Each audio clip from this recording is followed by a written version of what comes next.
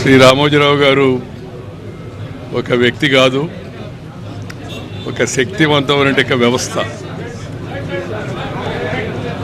ఆయన జీవితంలో స్వయం కృషితో కష్టపడి అనేక రకాలైన రంగాల్లో విజయం సాధించి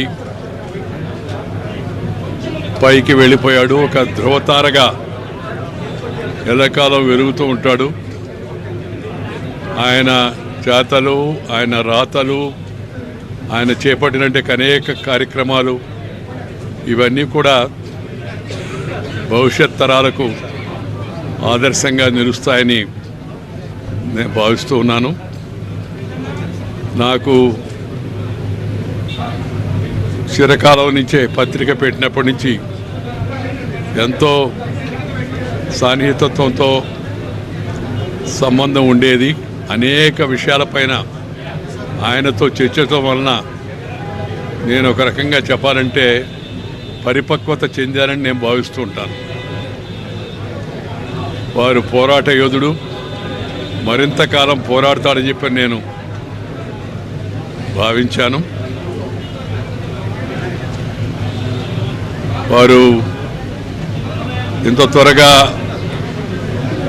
ఆ పోరాటాన్ని ముగించి అనేక విజయాలు సాధించాడు. ఆయన అనుకున్న వాటిని కూడా సాధించాడు ఈ మధ్యకాలం విజయంతో పాటు.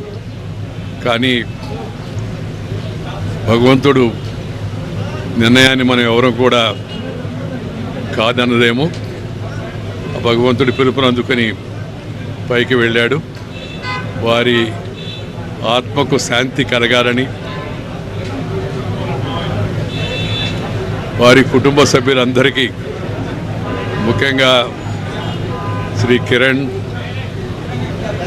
శ్రీమతి శైలజ, అలాగే శ్రీమతి విజయేశ్వరి, వారి పిల్లలు అందరికి కూడా హృదయపూర్వకమైన సంతాపాన్ని నా తరఫున, మా కుటుంబ సభ్యులందరి తరఫున నేను వారికి నివాళులు అర్పిస్తూ ఉన్నాను. మా కుటుంబ సభ్యులందరూ కూడా ఆయనతో ఎంతో ప్రేమగా ఉండేవాళ్ళు. ఆయన కూడా అందరినీ మన కుటుంబం అన్నట్టుగా చాలా ఆదరిస్తూ ఉండేవాళ్ళు. అందువలన కుటుంబ సభ్యులందరి తరఫున కూడా నేను వారికి నివాళులు అర్పిస్తూ భగవంతుడు వారి ఆత్మకు శాంతి కలిగించాలని, సద్గతి ప్రాప్తిచ్చేట్టుగా ఉండాలని చెప్పని కోరుకుంటూ సెలవు తీసుకుంటాను.